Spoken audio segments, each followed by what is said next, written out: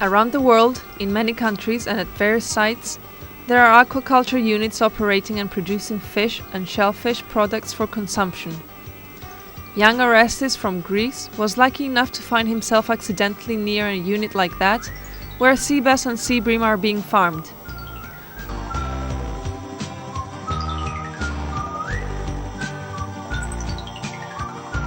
Γεια σου Ορέστη. Μέσα στη μητέρα σου, θα σε βρω. Orestes was shown around the facilities and found out what happens to be a very interesting way of farming fish in aquaculture units in Greece. But what is aquaculture? Aquaculture is the controlled production of aquatic organisms, that is to say, cultivation of aquatic plants or farming of aquatic animals in their natural environment.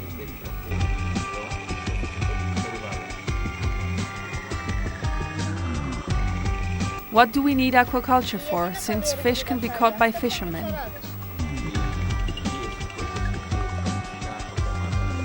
Various reasons led to the development of the aquaculture sector, most importantly the pressure put by fisheries activities upon the natural fish stocks, activities that cause overfishing, pollution and contamination of the oceans. Added to that, the constantly increasing demand for these products led to farming of various organisms for consumption purposes, as well as other purposes such as pharmaceutical reasons.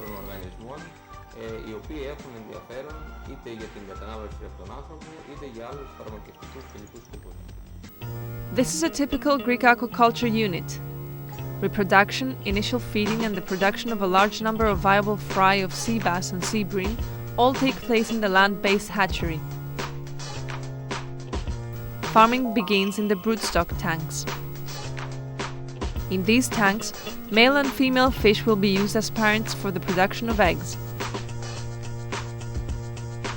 The male fish are twice as many as the female fish.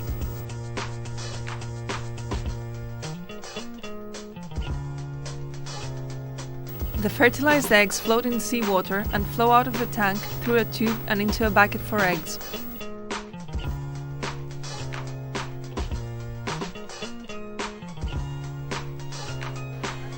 One kilogram of these eggs contains 1 million sea bass or sea bream eggs.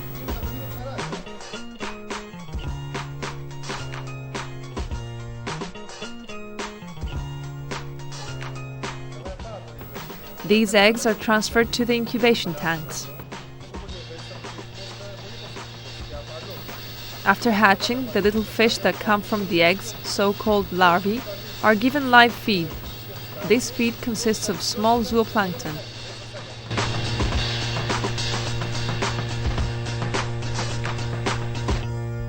Zooplankton consists of small aquatic organisms that are naturally eaten by fish in the sea and which can be cultivated in an aquaculture unit in tanks.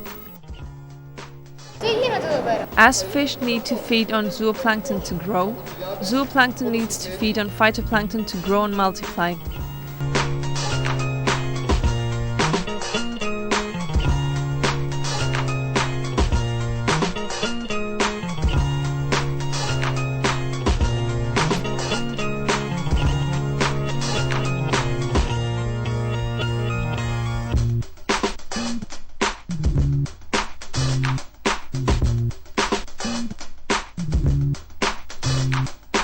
Phytoplankton consists of small aquatic photosynthetic organisms cultivated in the unit in flasks and plastic bags.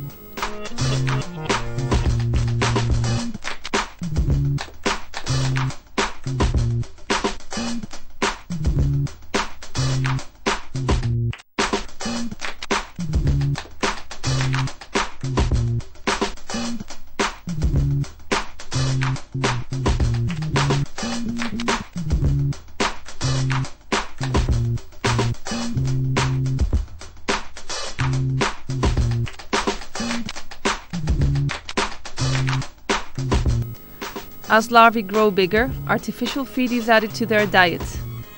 Artificial feed is produced in fish feed production factories.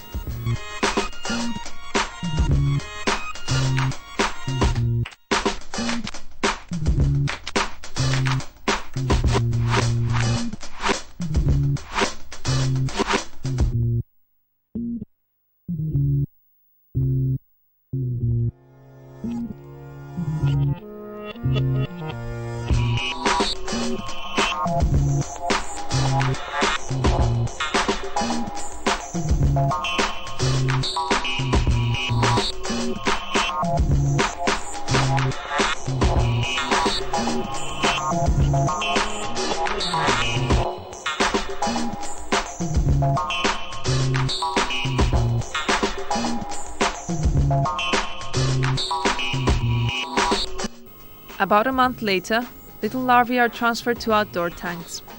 The amount of live feed given to them becomes progressively less, and they reach a point where they feed exclusively on artificial feed.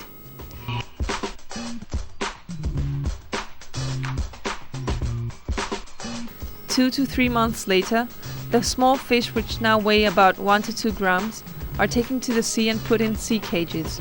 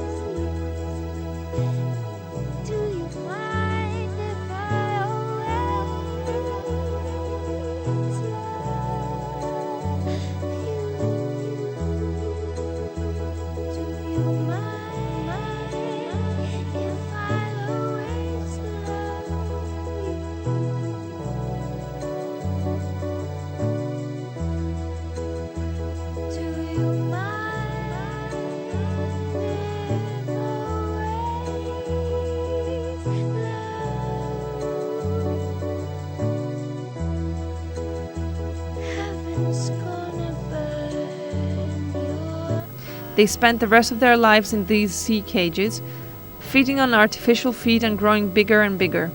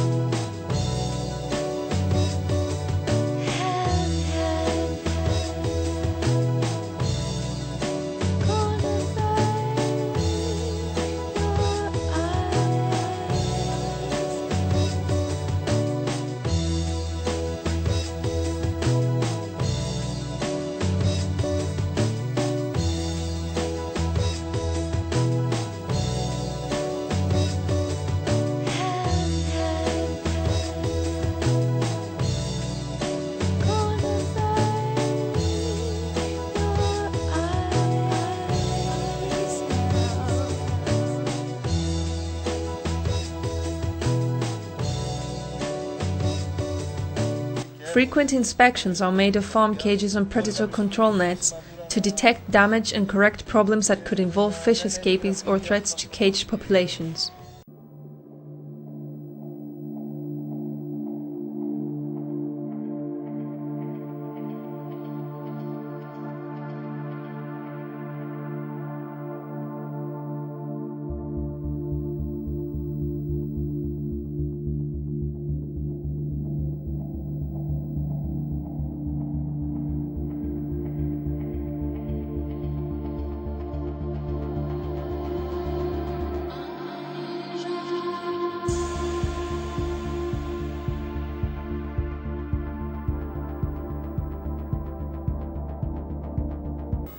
When they are big enough to be sold at the market, they are taken to the packaging unit.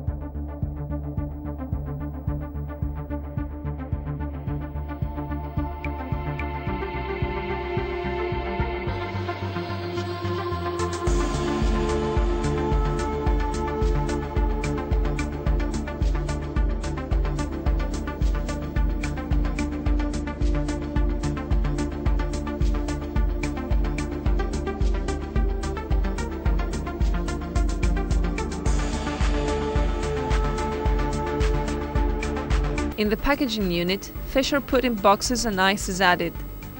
This will keep the fish fresh for as long as is needed to get to the market and be sold to consumers.